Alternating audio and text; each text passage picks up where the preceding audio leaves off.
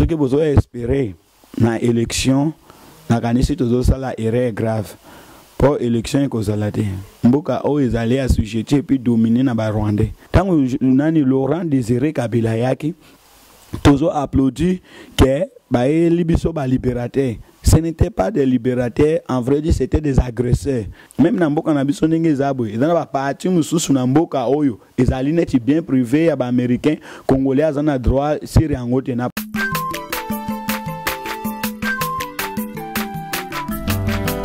Mwana moto te po akosangai abongwa ni pete po awangata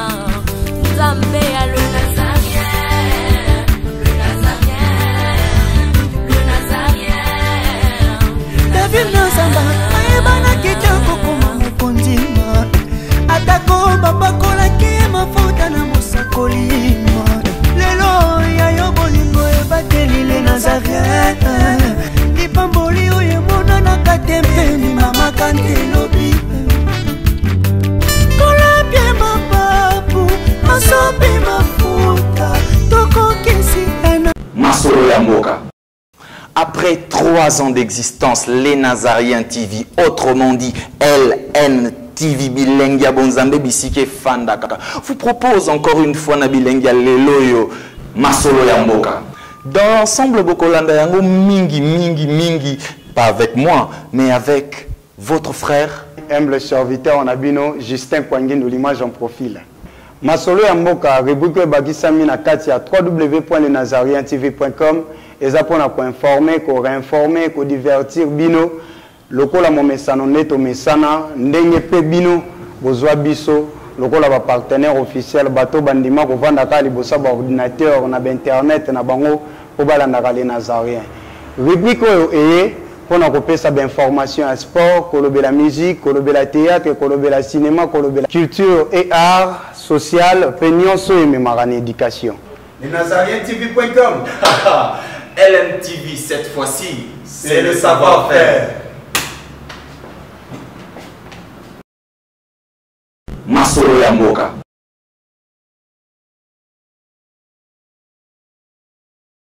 Vous êtes bel et bien sur la www.lenazarien télévision, site et autrement dit, les invités Salissa Sikoleka fibre optique. Et puis si vous avez des na États-Unis, na France, na Canada et pourquoi pas, na Bukangalonzo, na Bakongo, na Bandundu, na Équateur et Sika, prophète John Ngefa. Aujourd'hui, j'ai le réel plaisir de vous présenter cette émission Masolo ya Mboka, Masolo Oyo ya Mboka. Il y a plus précisément à la ville à Kinshasa et Sika Nini. Makambonion surtout hier RDC et Salamaka. Nazanga imoroté na plateau, j'ai reçu pour vous un homme dédié, c'est donc avec lui Ndeto Mekako Solola, Masolo ya Mboka ya lelo mais rapidement, tokozwa mo élément moko ya muke na régie et puis tokozonga po to Solola si j'ai na biso ya lelo.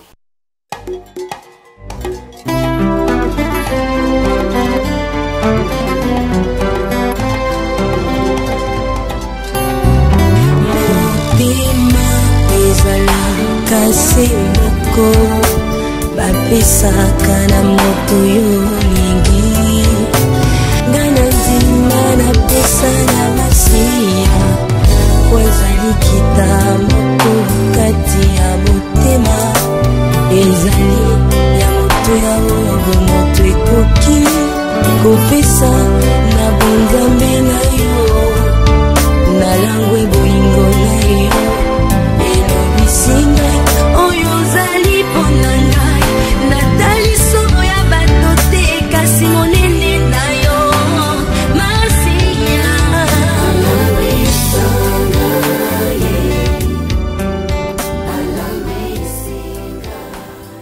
Je sais que cette belle musique a fait plaisir à toutes les internautes de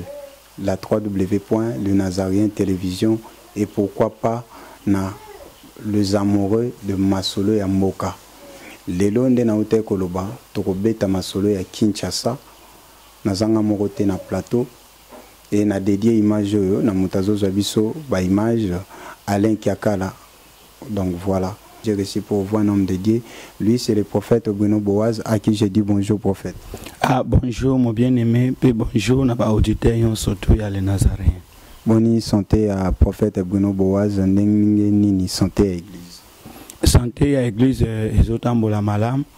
Santé na nga pe nzambe asungi vraiment butu na lali malamu na lamuki malamu na moni pe loboko emeki déjà kozonga en forme ndenge ozomona eza so gonflé te etikali sikoyo douleur normal ya pota et puis je crois Dieu nous fait grâce. Bato ebele babengaki balobaki awa prophète Bruno azwi menace boye seke masolangwa politique atiki na ye yango lelo toyaki koconfirme soko tiki to te. Maladi ezalaki na loboko eza na monoko te papa biso tolobi ata na dernier souffle tokoloba mpo na ntina na Congo tokotika kolobela Congo te parce que nzambe asala erreur te koatianga na za congolais so nalobaka makambo ya Congo eza légal parce que eza mboka na ngai epui nakotika yango moko te. Prophète Bruno Boaz toyambi yo lelo lokwa mosala nzambe na masolo ya mboka na biso poto tuna yo lokola pe moto yaza na miso nzambe ndenge nini nde bozomona évolution ya mboka nde ezokende boye est-ce que nzambe alobi te? Mpona makambo etali ya mboka na lobaki yango na émission moko na salaki ya table sainte mais tokopesa précision mingi na masolo ya mboka après avoir être blessé ya attaque tozwaki na butu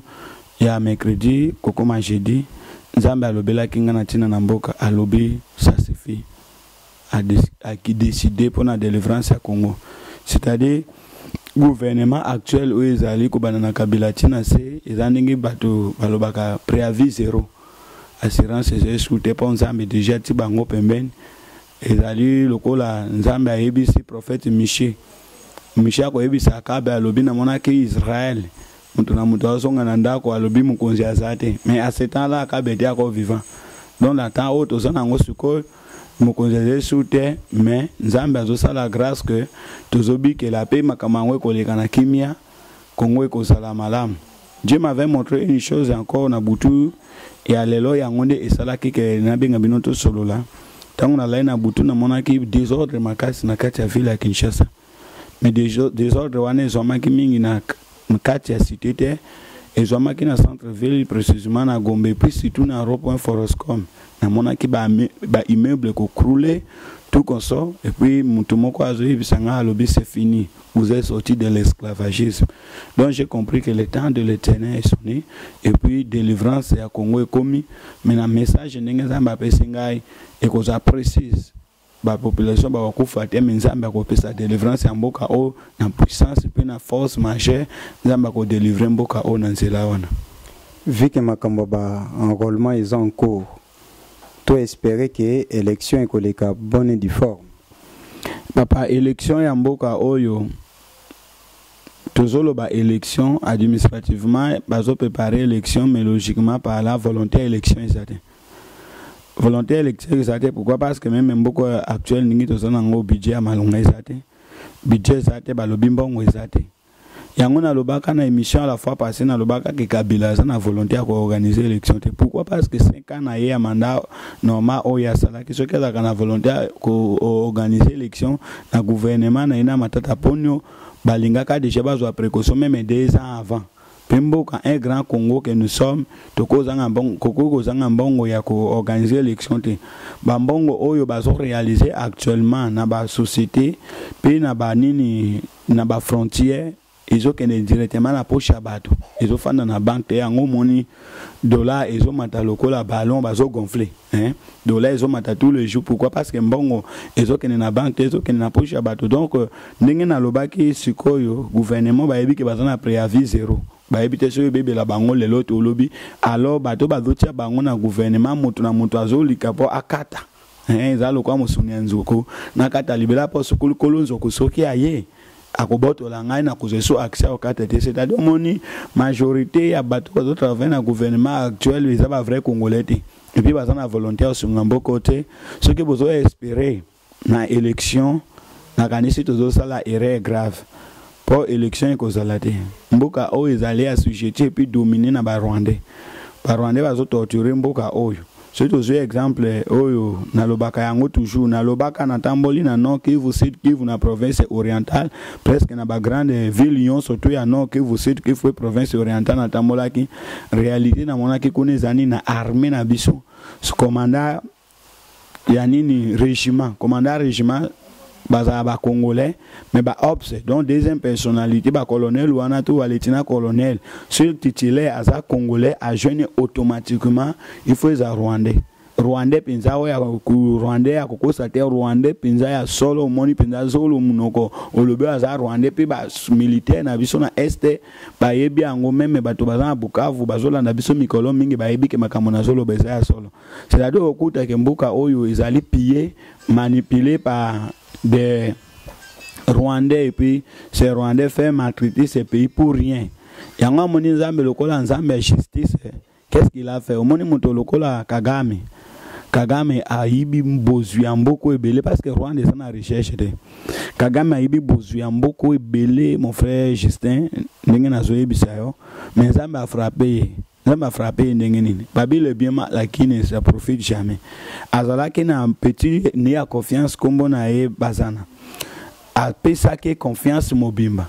petit wana installé na Londres banda a pesa confiance a tia ya travailler na étranger pour nini po ba ngomba yebi que recherche o ba yiba kana Afrique ce que pouvait essayer balanda kabango alors asombinda kwa bombi ba recherche ni nyonso na kati ndako wana azo epe petit wana tie kuna petit wana fandi wana azo profiter ko batele ba recherche moi sine yakenda ka vacances même Kagame soki akenda kwa fanda kangwana au petit wana pe nzamba frappé bango nini petit wana alingi nani mosi Kagame amemisi esemi amemisi mosi Kagame esemi donc deuxième enfant ya Kagame azamona na été azamona mona wana Kagame a découvert encore récemment donc a découvert encore récemment a découvert ndenge nini camarade ya beau-frère Kagame ne ko yebise que deuxième fils wana zakaya yote abia solo azui avion na Rwanda akia komi na Londres kuna a vérifier ba sali test ADN ezaya yite ezaki makila yena mwana kesani azui mwana zongi na ina Rwanda na Kigali wana na Kigali ninga zongi na mwana abeti mwasi na regretter moto yaki ko protéger ko luka ko arbitrer makamwana ezali bongo Yoweri Kaguta Museveni po yende azali pe spirituel na bango nyonso meme ba Rwanda bazo maltraiter biso bango nyonso baza ba racine pe nani Yoweri Kaguta Museveni parce que Kagame a travaillé même na armée ougandaise à partir armée ougandaise inde basunga epo ay babongo kozwamboka yango no moni na nini na surtout que na réalité ya makamambuko to découvrir que tango nani Laurent Désiré Kabila yaki tozo applaudi que ba libiso ba libérateur. Ce n'était pas des libérateurs, en vrai dire c'était des agresseurs. Parce que pourquoi armée wana izalaka armée congolaise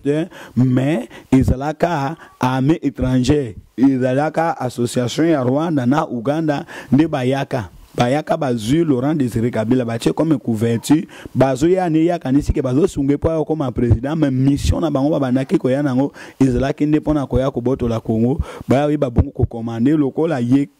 Kagame Yoweri Kaguta a protégé qui a commissaire président il parce qu'il a fallu ça ninge moko na Congo au pays à Congo ça la ninge donc moi petit pays lokola Rwanda na Uganda bazo luka ba dominer Afrique centrale mobima pays ali na complicité ya ba américain na ba américain comment na soki na moi détail moko na yebiso soki na lobi ke na complicité ba américain comment parce que guerre oyo bango ba meneko ya nango ça c'est ma guerre non pas comme contre des personnes physiques mais ali guerre entre les pays francophones et puis l'anglophone donc ba américain ba zoluka ba imposer anglais na monde yango na de ba yake parce que auparavant avant nino génocide ya Rwanda et Salima Rwanda ezalaka pays francophone tango baye ba renverser Kagame akoti baye ko imposer anglophone yango moni même tango Laurent Désiré Kabila yaki omoni baluki ko enterrer lingala papesi priorité na Swahili pourquoi parce que Swahili les autres ba mboka wana yo so Tanzanie tout koso ezalaki manière soki ba imposer Swahili sili ba imposer anglais pour ba satisfaire ba américain même na mboka na biso ndenge zabo ezana ba parti mususu na mboka oyo ezali neti bien privé ya ba américain congolais azana droit sur yangote na province orientale ezana parc moko parc pendate me babenga réserve ya Ipulu wana ezana kati ya Congo mezaka ya ba américain bazo exploiter ba or biloko wana nyonso to bazo exploiter yango ikendaka elikwe utaka États-Unis eye zui biloko wana kina ngomba la moko yango no moni na tango moko ezana ndeko moko komone Morgan tombokaki ayaki ko boma ba okapi na epulu tango Morgan bomaki ba okapi wana bato ba comprena ke te tango Morgan bomaki ba okapi na epulu ngana zalaki na beni Morgan bomé okapi na epulu justification Morgan ezalaki nini alobi ba américain o ba ye awa bazo exploiter ba nini or pombuka wani zana or ebele bakata kapinza ba lengo ya or ya minene na bire chaque jour ti aliko ye ezuye kinango gratuitement kabila pesa ngo na ba américain alors tango Morgan bomaki ba okapi wana na epulu bakotuna Morgan alobi nini ba américain bazo fanda bakosi ke bafandi pona batela ba okapi balobi ko bafana batela okapi ngasi kona bomi ba okapi po okapi baza laisser sauter bango basala nini total soki bakozonga mais banda boma ba okapi est-ce que bango bazongi te ti lelo batikali kaka wana na mboka bazo continuer ko torturer mboka donc réalité ya mboka oyo ezali ke biso élection wana bazoloba ezali manœuvre pama kabila zana deux positions position ali bosso ezani à s'imposer à cause de bato na ba glissement élection salimate deuxième position na ezali balkanisation ce qui a moni pression eleki balkanisation salima mais na vision on nzamba pesi biso balkanisation eko salimate élection pe ezate mais nzamba ko changer régime oyo c'est-à-dire si les gens pensent à l'élection banini enrôlement ba ça c'est la distraction il n'aura pas l'élection nzamba ko changer régime oyo pe soki nzamba a garder souveraineté na ye avant le 30 juin mboka oyo kozwa vansika parce que nzamba lakisa kanga je crois la fois passée na lobakango na mona bituma makasi na mboka nzamba isanga ke bituma ne kosaka 14 jours et si le régime est changé c'est-à-dire nzamba kozwa un régime oh, je ne suis pas contre Kabila quand je te dis toujours je ne suis pas contre Kabila mais c'est Kabila nde a trahi confiance au batu bazalaki na ngwe pa na pourquoi nzambe asungi asali demandane koki à s'imposer à bloquer système union soit côté si Congo kati na sécheresse pe azo souffrir ba peuple makambo ya dosala nzambe sepeliti ya ngwana nzambe soit tourner contre nenga zawana nzambe zesu na ngambo nete nzambe komi contre donc gouvernement o pa na nzambe zesu reconnaître Dieu descend maintenant pour mettre l'ordre selon sa volonté. Très chers internautes de la www.lenazarien télévision, allez-y comprendre que nous avons sur ce plateau de Masoula Mboka le prophète Bruno Boaz. Prophète Bruno Boaz, Koyoko Koloba, par rapport à la vision Zouaki, Bitumba Makasi au Salama Mboka. Bitumba Wane Ozala Po, et même changement na Mboka, to Bitumba Wane Ozala par rapport à la résistance et à pouvoir. C'est-à-dire Dieu a décidé de résoudre ces problèmes par la force. Et puis on dit une période du moko Samarie et est assujetti encerclé par des étrangers, les Philistins ba assujetti Samarie mobimba. Ba kiti moi Samaritain ba bima ezate donc Israël ezaki na kati ya souffrance na tango prophète Élisée. Mais nzamba eko suscité pas ya ba lépré pona ko délivrer mboka c'est-à-dire moni mboka oyo eza assujetti na ba étranger pe bazo maltraiter biso to comme quoi ba esclave dans les pensées il sait que personne viendra nous libérer entre les mains mais ça c'est les pensées et si kama kanisi ya bato suka kande ya nzambe bani omoni na émission to sala kana masolo ya mboka na ordonna na lobake nini parti politique nyonso break balo balisusu te misana bango eseli omoni est-ce que parti politique c'est sur kama makasi au soulèvement bona bwesila ba fandi pourquoi parce que na lo ba biloko pa sentiment te ngo ba luka ba bo mangai meliwanga na banga aliwate na lo ba ki meme ba tobolinga mbeli na za dernier souffle ya kokufa soki micro ya les nazariens et na koloba toujours pona mboka o na banga gelo te na bima pe na Kinshasa so intimidation bango te ba biloko ba sa ni za intimidation poto sala boya kima poso na kimi na lo ba étranger ba lo ba bango ba lo ba kaka na étranger ngana lo ba étranger te aza mboka na ngai na ko moto ngande na za na buta ma congolais d'origine moto opesa ngana sonante mususu azate donc makila na ngai za makila Congo et puis ndenge na lo ba ka benzamba mona ka de na bungi musalanité mais c'est que j'ai fait le légal parce que c'est mon pays donc bitumba ko sala manzamba ko susciter délivrance pe ko renverser gouvernement facilement et ko za biloko ko forcer nzamba singa guerre ko sala 14 jours pe ko sila. Concernant makambo ya M. Bruno Chibalanda qui est présenté budget na na parlement bino pe basali ya nzambe la bozotela ngo siko na liso nzambe boko iko expliquer ngone ba gouvernement surtout bazosala actuellement etika la kaina cheve ezotika na cheve comment ezalo kwa yoza architecte ba na engagé on na lobby tonganda ko ya les Nazaréens. Bah le boto nganda quoi les Nazaréens, mais les Nazaréens sont réalisés mbongo. Mais bah ça comme mbongo à construction ngode. Au ce plan au présenté. Ça mbongo on a réalisé bah c'est mbongo de. Même nani wana oyo alikaki oyo. Comment ni nani? Bajibanga. Babimisi incompétence kazaki incompétent. Si mbongo ezala kalingaki asa musala. Romo ite kalingaki atika ajufle nani wana colonel wana ya bana mura. Ajuflaki polele na miso abato po ba weli mutuka. Premier ministre abimina poste ya so regretter na mutuka bamba. Ajufle colonel mobimba pe basalaki lokote. Menani Frank Djongo balobia kangaki to soda pamba ba condamné année belé à prison. C'est-à-dire na gouvernement soza opposant ba yonkolo soza opposante nani wana pour baper son poste na mboko d'abord premièrement d'abord au dénoncer que nazali so opposante au commis parti kabila donc kabila n'a pas besoin des opposants nani wana nige bapesi yana Bruno wana nazo regretter pour comment na ngape Bruno abima incompétent ba kofinga ba ko Bruno incompétent parfois ba to bakanisa peke je suis du nombre on ngala nazali Bruno malamu asali erreur akiko mjima makamwanenge wana ngona lobaka na émission ke ngani aza même ba proposer un poste na gouvernement ya kabila na osala te pourquoi parce que ba pesi o musala ba la question na mission abato mais ba kati source seigneur surtout la production et alimentation ko permettre de fonctionner gouvernement ne ko fonctionner nango bien de pourquoi parce que mbongo ezali mbongo siko mikolo nde na eso mbongo ikata makana source répartition ba ebike aussi c'est à réaliser ka autant obezaya obezaya après ndambo wana yangona même ba société yango ezo réaliser mbongo bango moko ba ko kofuta bato te pourquoi parce que mbongo ikata mana source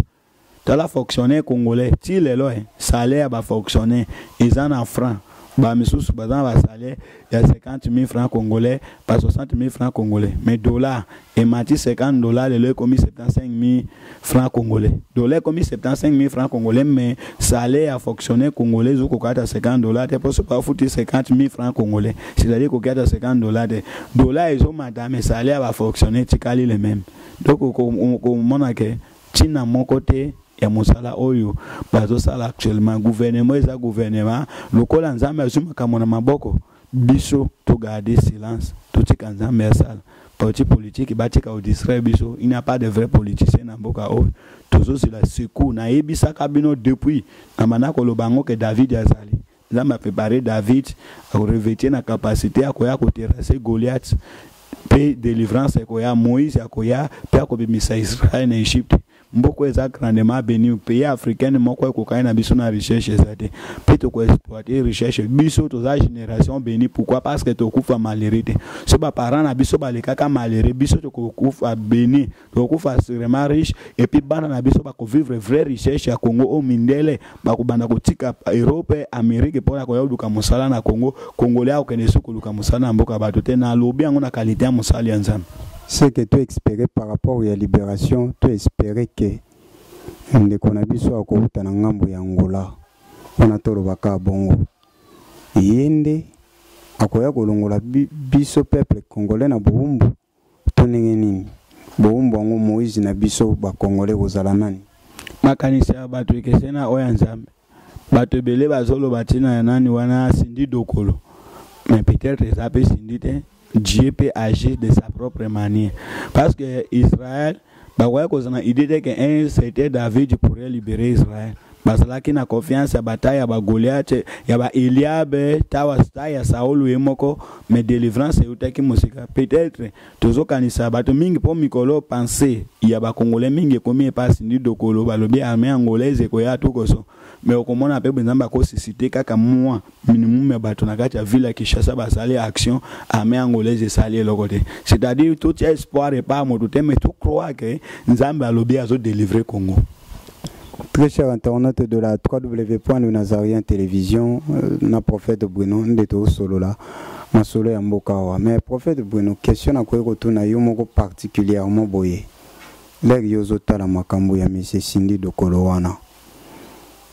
Yo moko l'air yozo tala personnellement boye. Ezolo bela nini. Nzamba osala bien sûr, masala à travers moto. Espoir réali.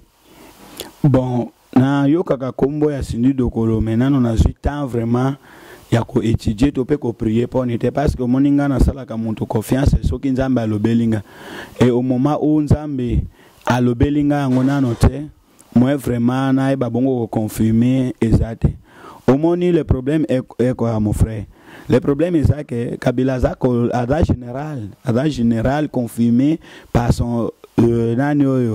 père adopté Fouezala qui Laurent Désiré Kabila ayaki na grade général et puis Aza Soda bien confirmé Abunda Tapi pour la libération à Congo, ça c'est sûr. Mais le problème c'est quoi mon frère? Le problème est que à quoi que années makas même armée américaine dengue zawana et qu'on résister devant comme on a eu sauté ce qui nous a décidé les lois déstabiliser États-Unis à déstabiliser tous exemple typique nano Osama Ben Laden moto moko pa kaka ndenge wana mais déstabiliser États-Unis plus précisément na capitale à Washington ba comment na dépendant ba ebate lo konini ba sala cha bango ba trouble c'est-à-dire biso total la grandeur ya Goliath était méthode réaliser la capacité ensemble à David puis tout son du Makenzamba ko sala makambo ça peut être sindi dokolo soki nzamba alingi ke délivrance ya mboka oyo ili ka travers sindi dokolo ko ya na délivrance mais kondima na ngeza pas Yesu plus que bato donc foi na nga mubimba fandeli Yesu na zotale la makambo wana teke sindi dokolo ona ningbanda obwena bwino. Mais naïbi que délivrance Zoya parce que Dieu m'a dit délivrance Zoya n'a préparé Moïse, n'a préparé David pour na koya ko terrasser Goliath. C'est-à-dire Kabila amanta kita Nzambe a décidé à terrasser donc mikolo oyo bitumbe koya ko bundana Nzambe akobundana batote pe Nzambe akolonga ye. Nzambe zana capacité akobuma ye. Nzambe zana capacité ya ko susciter armée moko pour déstabiliser mais méthode Nzambe a décidé à susciter armée pour déstabiliser na moni yango eza légal pourquoi parce que soki ye moko soki kaka ba bomi ye moko ba o baza pembeni ba continuer toujours résister mais ça m'a utilisé armée pour déstabiliser bango nyonso bokenensela moko pe délivrance ya mboka ko pesa mambala moko délivrance à Congo ekoki koya na sindi dokolo soki nzambe ya permettre waneza masolo maloba pardon ya prophète Bruno Boaz. Prophète Bruno Boaz, tokomo tendre na biso vers la fin na chute ya émission. En résumé, na mamunyo so utsolo baoyo.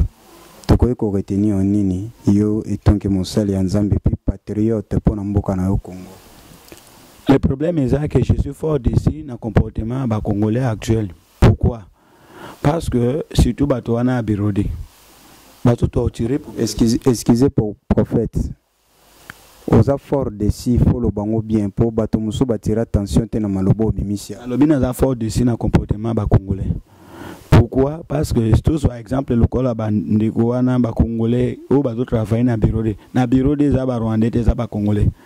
Mais ba congolais wana bato trahir mboka na bango, bato torturer ba ndeko na bango pour ba protéger, pouvoir ou ils ont manipulé, ils ont maltraité population. Obi ba birode wana ba comme un système mikolo bakoka soki ba mono zoleke osimbi to saki surtout côté à Victoire nani noyo côté wana stade de match so simbi sa ko zoleka wana mabengi yo bako ozwa toute la journée ba frier d'abord quand ça qui ni sili ba ju téléphone so dans des trois téléphones il faut ba bana kotala contact noyon surtout ya WhatsApp masolo bosolaka pour imaginer moto lokola ngana zana combien de correspondants alors yo kotala nyonso koti na Facebook yo banda kotanga masolo to solana bato moko se batali na kati ya téléphone ba mono na photo ya Kabila bakangi yo balobi ozofinga chef de l'état ou contre chef de l'état bon chef de l'état ni noyo na mokilo bafinga ete na mona basala ba caricature ya ba Obama ba français ba président français mais bazano na pouvoir bazola kisango pe na télévision bato bazoseka bazofinga bango ba journaliste ba sa émission mboko balobi za République démocratique du Congo démocratie yango eza moto démocratie nini wana moto est-ce que mais esclavagisme moto ta mona téléphone ba ziba frier kat ba makambo wana biso to za contre yango pona ko conclure na ngena ça mboka peuple congolais que Nzambe alobi délivrance ezoya et ya ezoya puis si Dieu me parle il agit et koya pe solo bato baza la paniquer mais comportement wana ya ba birode bato aner wana ya maltraiter bato illégalement koko sapa et comment na aner wana za la soki oyena information to na birode oyena information sur ba pesi o $20 alors bato azo sala effort ya ko trahir bande kona bango pona ba $20 ce n'est pas bien il faut batika makambo wana rapidement tous va contact ya prophète Bruno Boaz. Numéro nanga ezali plus 243 81 00 100 et puis 94. Plus 243 81 00 100 et puis 94. Paneza contact nanga. Topesi mbote na bandeko nyonso bazalaki branché na www.lenazarien télévision ezande awa totiaka fondi au noir na émission ya masolo ya mboka. Ngai Justin Kwangindu pe kombo ya Facebook na ngai ndeko eko benga opesi ba remarque na yo sali ba suggestion na yo soki omoni oza na idée moko tokoki lobela na masolo ya mboka pourquoi pas obenge biso. Soko lingio sala ba commentaire to lingio benga numéro eza affiché au bas d'écran na bino. Quant à nous, to monani na parti mususu ya sika to réservé pour na bino.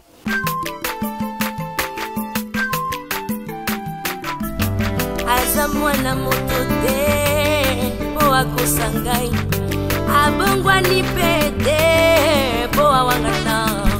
Nzambe ya le Nazarien